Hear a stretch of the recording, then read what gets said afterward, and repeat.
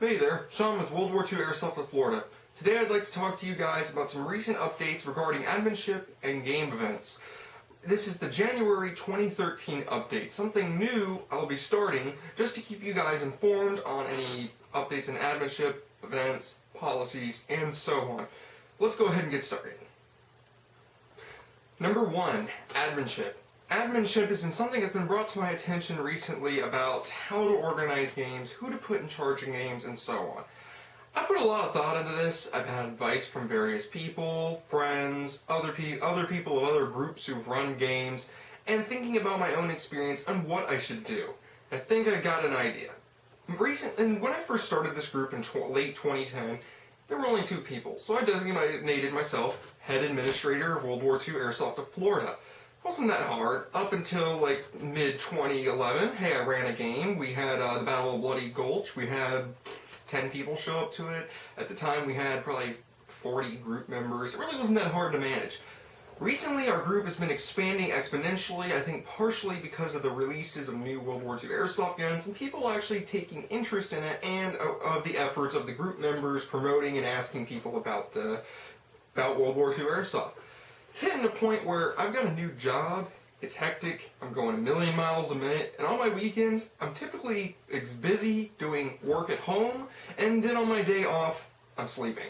Actually, today's my day off, and I barely made time to make this video. So, what I'm pretty much saying is, for those of you who live in certain regions, South Georgia, Jacksonville, Orlando, Miami, wherever you're at, get a little group of people who are interested in World War II airsoft, and you guys run the games. I would be glad to run things in Central Florida and locally, but I can't stretch my reach all the way across Florida because I can't stomp out a million fires. Pretty much I'm asking guys who are current administrators or people who think they have what it takes to run games, come on, PM me, and we'll see where it goes from there. Because as I said, it's getting too hectic. I need people to start running the games, and I think my role in this group is more of an administrator as an overseer. Pretty much you submit a game you'd like to run to me, and I take your game, formalize it, and we'll have it all under the same flag of World War II Airsoft of Florida.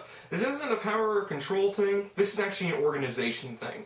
A lot of organizations have their events under one banner and typically have other people who subdivide within the group to run games. But for the success of this group, we can't look like a bunch of kids playing airsoft in the backyard. We actually have to look like a formal organization. Hence why any games run by group members, I personally feel should be under the flag of World War II Airsoft of Florida, and potentially starting other groups, which on a short note for that, World War II Airsoft of New York is in progress of getting started up, and World War II Airsoft of Georgia, I hope they get going, so then we could almost look like a nationwide group if we can get a ball rolling.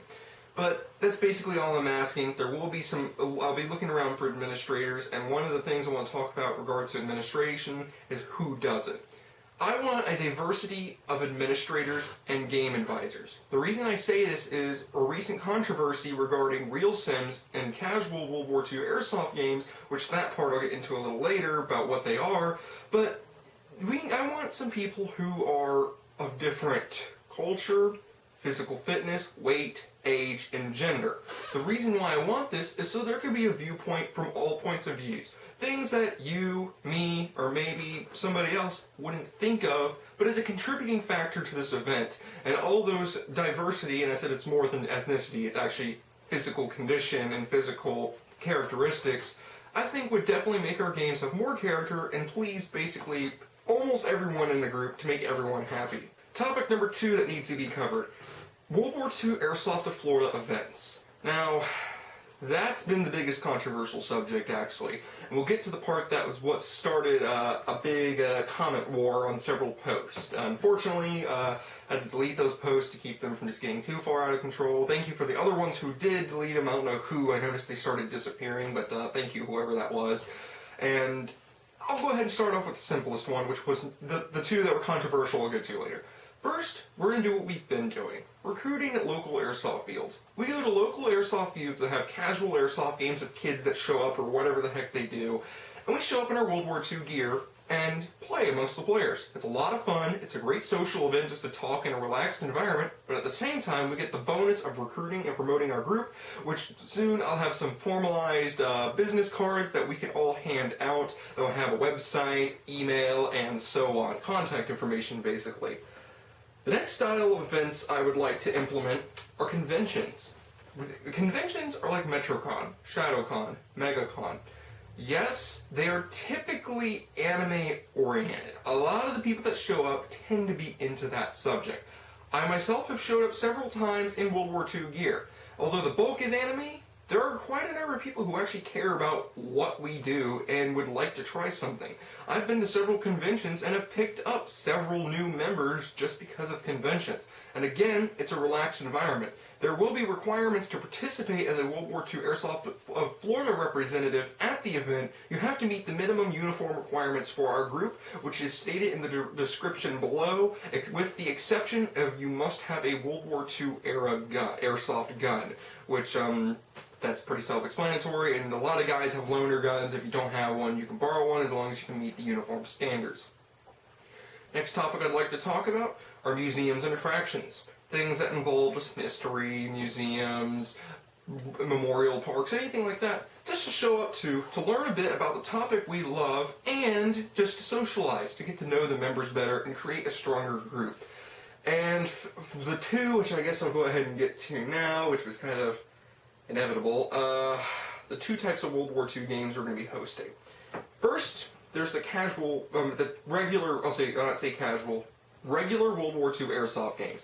These are games that we've run in the past, like the game in Claxton, Georgia, Operation Overlord, or the game in Tampa, Florida, Battle of Bloody Gulch. These were games that, for the indoor field, lasted 15 to 30 minutes, and in the outdoor fields lasted between 1 to 3 hours. These are games that don't require an incredible amount of physical capability, and people of all ages and abilities can attend these games without any problems, and do, again, meet our minimum uniform requirements, which is stated below in the description. Go to that link. And they're the ones that we've been running in the past, and personally, I want to change a little bit how we run them. Most of the rules I set are modeled based upon an airsoft field called Deviate, another field called Wayne's World, and actually the former glorious World War II Southeast Airsoft group, when they used to run a lot of games. I've kind of taken all three of those successful groups and kind of put all their ideas together to try to make a solid rule book. The rule books will be posted sometime this month. I'm sorry, I've been so busy, it's very difficult.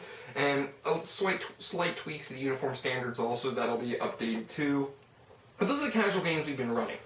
The one that started the most stirring of people arguing and fighting are the World War II real sims. Now, I guess the post was a little out of context, so no one knew exactly what we were talking about, but a World War II real sim is what it was explained. This is a World War II airsoft game that's designed to emulate real war. These have worked in airsoft before, and they were rather successful. And the World War II aspect will have a very limited audience, and to be honest, they require an incredible amount of physical and mental endurance. These are not games typically everyone can show up to. Put it this way, I support whoever's going to be running these games, which will be the group in Claxton, Georgia with Mike Gaskins, but I myself just can't physically do that. Partially because of distance, work, and my actual physical condition.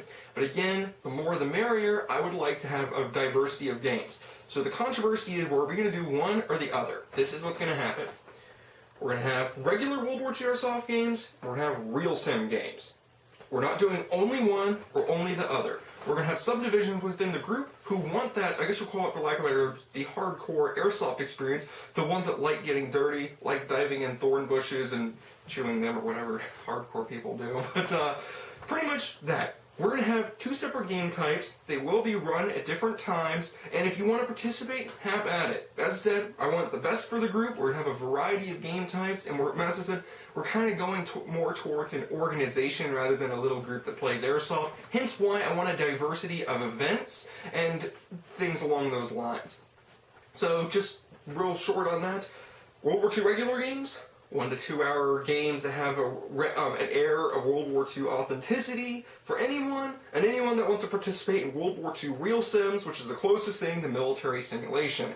So just realize those are two different aspects. It will be hosted at different times, and there will be World War II real sims hosted in the Claxton, Georgia field, and there also will be World War II casual, regular games hosted at the Georgia field. So don't think that field's solely for real sims. We're going to kind of balance it out and do a couple things to make everybody happy. Final thing, which I forgot to mention earlier, is the final type of event style. World War II living history events. Again, going more for that organization, I think we need to expand ourselves a little bit past airsoft and use our airsoft guns for living history events. Living history events are actually not even airsoft events. 80% of the people you go to there don't know what airsoft is. They are World War II enthusiasts that typically dress in World War II attire. We're not talking about blank fire reenactments, since those are stitched to the perfection, and not many of our members have a couple $1,000s to throw into a kit. I'm talking things like that are local, when I say local, around the area, that you can participate in. Military shows, and so on. We've done this in the past, and there will be minimum requirements to participate at this event. Not trying to sound like a stickler or a stitch Nazi, no pun intended, but there will be 80% authentic or reproduction uniform required to participate in living history events in uniform as a representative of World War II Airsoft of Florida. If you're unable to obtain those requirements due to not enough equipment being able to be loaned to you, or you don't own it, doesn't mean you can't come, but we'd much prefer you to show up in civilian clothing, because the audience we're after in this case are the people that are very minded towards realism, authenticity. Again, it's not to poke at anyone or try to make anyone look better. It's just the market audience we're targeting is more on the authenticity end, rather than the gaming end, I guess you could say. Well, that pretty much covers it for game styles and adminship. Again, if you have any interest in participating in adminship, as I said, I'm looking for a diversity of people, male, female, ethnicities, physical condition, age. Those are all aspects I'm looking for game administrators, Facebook administrators, and documentation specialists. So, I guess that about covers it there. Any questions, please leave them in the comment or PM me, Sean Cole, on World War II Airsoft of Florida. This is Sean, head admin of World War II Airsoft of Florida, and thank you for watching.